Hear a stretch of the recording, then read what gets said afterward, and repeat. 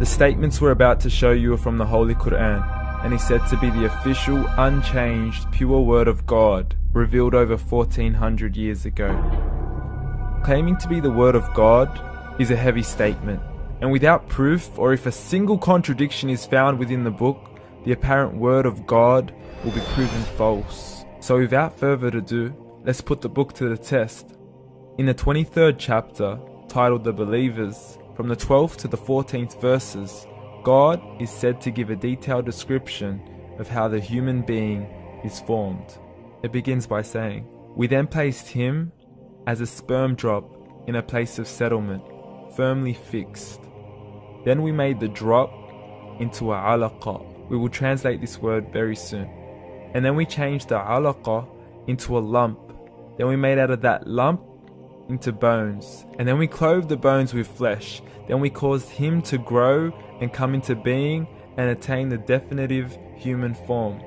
In the 21st century, we can now safely say that this verse is clearly describing the process of human development in correct chronological order. However, what we should be paying attention to in particular is the second stage, referring to the development of the embryo. The specific word used to describe the embryo in this verse is the word alaqa. The word alaqa, when translated into English, can mean three separate things. Firstly, a blood clot, or to be suspended, that is to be hanging or clinging to something, or thirdly and finally, a leech. Now, all three definitions don't come anywhere near what we perceive to be the human embryo. So, why are these words used, and what significance do they share with the human embryo? Can the embryo be described as a blood clot? Well, what do you think? In the 3rd week of embryonic development, a tubular heart joins with the blood vessels to form a primordial cardiovascular system, and by the end of the 3rd week, the blood is circulating and the heart begins to beat on day 21. The first thing that comes to mind in regards to being suspended or hanging is the umbilical cord. But we can't use that example because we are simply referring to step 2, before the baby has even formed. But we now know today that the umbilical cord is formed from the connecting stalk. And the connecting stalk is formed as soon as the embryo is formed. The embryo's connecting stalk has even been described by John Allen and Beverly Kramer as an object to suspend the developing embryo in the extra-embryonic column. So an embryo is suspended and does have a strong resemblance with a blood clot. What on earth would an embryo have to do with a leech? Figure A shows the structure of an embryo at 25 days. Figure B shows a leech.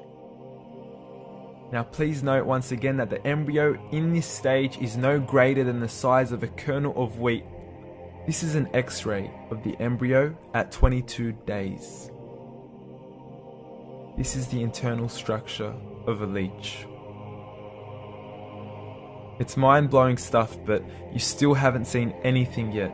This is the head of the embryo at 22 days. The detail you are seeing right now is absolutely impossible to be seen with the human eye and can only be seen with a microscope. This is the back end of a leech. There's no other words used to describe this other than mind-blowing. The pictures we have shown you are impossible to be seen with the human eye or even to be predicted by the human mind. Once again, the verses we have shown you were revealed over 1400 years ago to a man who couldn't read nor write. Are these the words of God? Descriptions of the human embryo in the Quran cannot be based on scientific knowledge in the 7th century. The only reasonable conclusion is that these descriptions were revealed to Muhammad from God, from God, from God, from God.